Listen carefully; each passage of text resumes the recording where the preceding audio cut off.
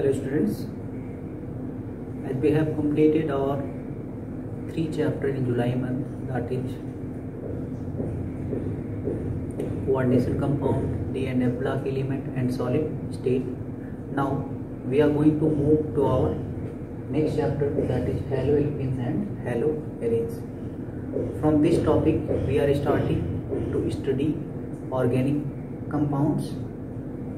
Alright, यहाँ से हम लोग अपना ऑर्गेनिक कंपाउंड्स स्टार्ट कर रहे हैं। और ऑर्गेनिक कंपाउंड्स को पढ़ने के लिए मैंने आपको क्लास 11th में ही बताया हुआ था कि कुछ टॉपिक्स ऐसे आएंगे जो क्लास 11th का एक जो चैप्टर था ऑर्गेनिक का, some basic concepts of organic chemistry and their general mechanism, और वहाँ पे टाइप्स ऑफ रिएक्शन हम लोगों ने देखा हुआ था। तो उन चीज़ों में से सारी चीज़ें आपको पता होनी चाहिए, तभी आप ऑर्गेनिक के रिएक्शंस और उनके कॉन्सेप्ट्स को अच्छे से समझ पाएंगे। ये इतनी चीज़ें आपको ध्यान देनी है, जैसे कि प्रीवियस क्लास में आप क्या क्या पढ़ चुके हो, उन चीज़ों पे ध्यान दे लो। फर्स्ट थिंग रिएक्शन मैकेनिज्म मैंने पढ़ाया हुआ था वहाँ पे। स्पेशली इस चैप्टर में हम लोग जो रिएक्शन मैकेनिज्म यूज करेंगे वो है एसिन रिएक्शन। एसिन रिएक्शन सब्स्टिट्यूशन का एक पार्ट था, न्यूक्लियोफिलिक सब्स्टिट्यूशन रिएक्शन। इस चैप्टर को पढ़ने से पहले उस चीज़ को आप जरूर एक बार रिपीट कर लें, क्योंकि बिना रिपीट किए आपको कुछ ऐसे टर्म्स मैं इसमें बोलूँगा या तो आपको पहले से याद हो, अभी तक पता हो, तब आपको कोई दिक्कत नहीं होगी, अदरवाइज आपको प्रॉब्लम्स आएंगी। तो प्रॉब्लम्स ना आए इससे अच्छा ये है कि क्लास 11 के उन टॉपिक्स को आप फिर से रिपीट कर लो। नेक्स्ट है एलिमिनेशन रिएक्शन। ठीक, एलिमिनेशन रिएक्शन के बारे में भी आपको पता होना चाहिए। एडिशन की यहाँ पे बहुत ज़्यादा ज़रूरत नहीं, लेकिन हाँ मेथड्स ऑफ प्रिपरेशन भी थोड़ी बहुत ज़रूरत पड़ेगी, Markovnikov and anti Markovnikov rule की। ठीक, नेक्स्ट है न्यूक्लियोफाइल क्या होते हैं, इलेक्ट्रोफाइल, ये तो पता ही होगा, याद भी होगा। Nucleophiles are the electron donors and electrophiles are the electron pair acceptors.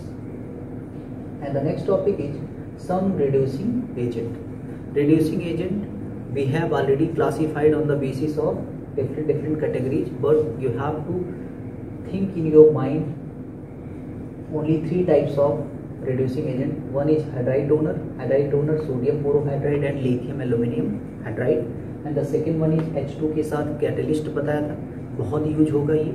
इनके फंक्शंस पता होने चाहिए, मोस्ट इंपॉर्टेंट चीज़ है इनके फंक्शंस पता होने चाहिए, कहाँ पे रिएक्शन करेंगे उसके बारे में मैंने अच्छे से आपको सिखाया हुआ है, तो आपको पता भी होना चाहिए।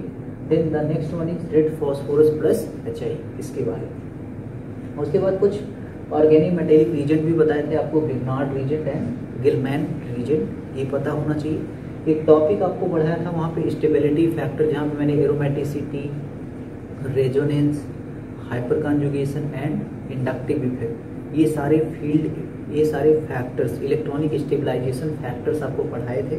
वो फैक्टर भी बहुत ही ज़्यादा इम्पॉर्टेंट है, क्योंकि बिना उसके बेसिस पे किसी भी प्रोडक्ट में कौन सा प्रोडक्ट मोर स्टेबल होगा, कौन सा प्रोडक्ट लेस स्टेबल होगा, क्यों हम इस प्रोडक्ट को बनाते हैं, क्यों हम इस प्रोडक्ट को नहीं बनाते, ये चीज़ें आप समझ नहीं पाओगे। इसके बारे में ब्रीफ डिस्कशन मैंने क्लास 11 में भी ऑलरेडी किया हुआ है। ठीक, तो अब हम लोग मूव करते हैं अपने चैप्टर की तरफ।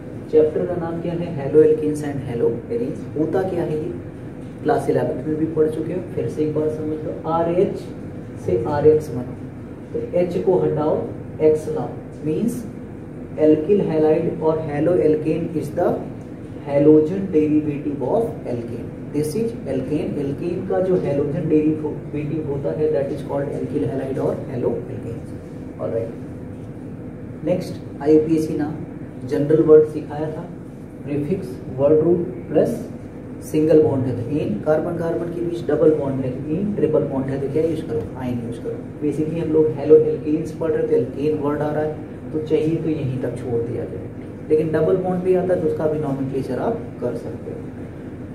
प्रीफिक्स में कौन आएंगे, हेलोजेंस, और उनके नाम जो हम लोग लिखते हैं हेलोजन नहीं लिखते, हेलो लिखते हैं, उनको वर्ड रूट से पहले लिखेंगे। एक एग्जाम्पल समझते हैं, CH3CO।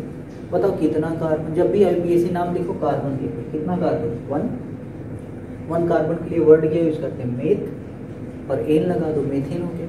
अब बचा क्या चीज, हेलोजन, उसका नाम कहाँ लिखोगे, वर्ड रूट से पहले, तो क्या लिखोगे, क्लोरो। क्या लिखोगे, क्लोरो, क्योंकि हेलो लिखा जाता है।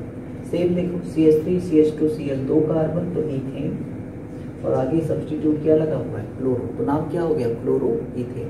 इस बेसिस पे आप नॉमेनक्लेचर जो और आपकी बुक्स में गिवन होंगे, एनसीईआरटी में गिवन होगा, उसको आप सॉल्व करें। ठीक, आगे बढ़ते हैं हम लोग। कुछ इंपॉर्टेंट सब्स्टिट्यूएंट्स हैं जो आपको याद रखने हैं, क्योंकि बहुत बार बच्चे इसमें कंफ्यूज हो जाते हैं। जैसे कहीं पे आर लगा हो, तो आर को क्या बोलते हैं? एल्केन। पीएच को, पीएच डायरेक्टली किसी चीज से जुड़ा हो, उसे क्या बोलते हैं?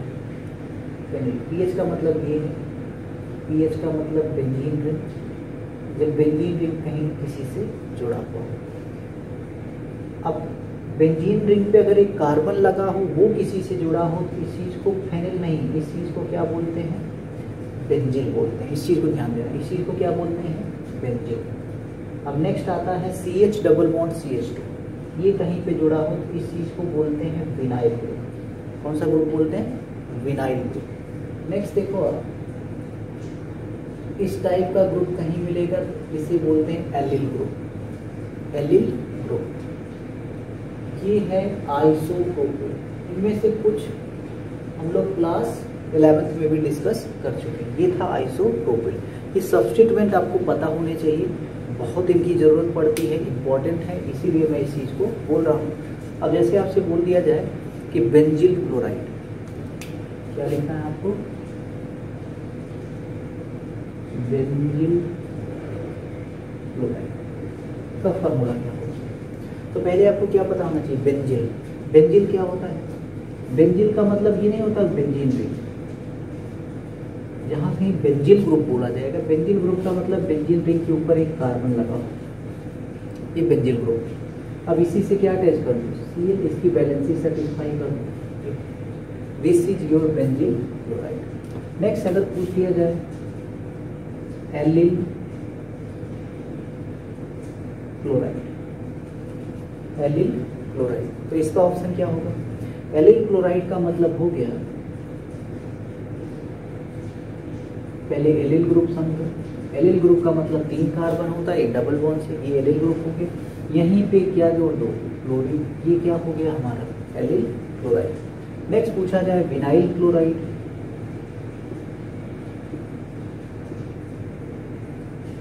तो विनाइल ग्रुप क्या होता है? 2 कार्बन का, CH2 डबल बॉन्ड CH। अब उस कार्बन की जो एक बैलेंसी बची है वही किसी से जुड़ेगा, तो वो किससे अटैच हो जाएगा? Chlorine. This is your vinyl chloride. ठीक, तो इस बेसिस पे हम लोग किसी भी हैलोजेंस का, किसी भी कंपाउंड्स का, गिवन कंपाउंड्स के जो लोकल नाम होते हैं उनको हम लोग लिख सकते हैं। कोई दिक्कत यहाँ पे नहीं होनी चाहिए, आसानी से आप समझ चुके हैं। ठीक, अब हम लोग बढ़ रहे हैं अपने नेक्स्ट टॉपिक की तरफ।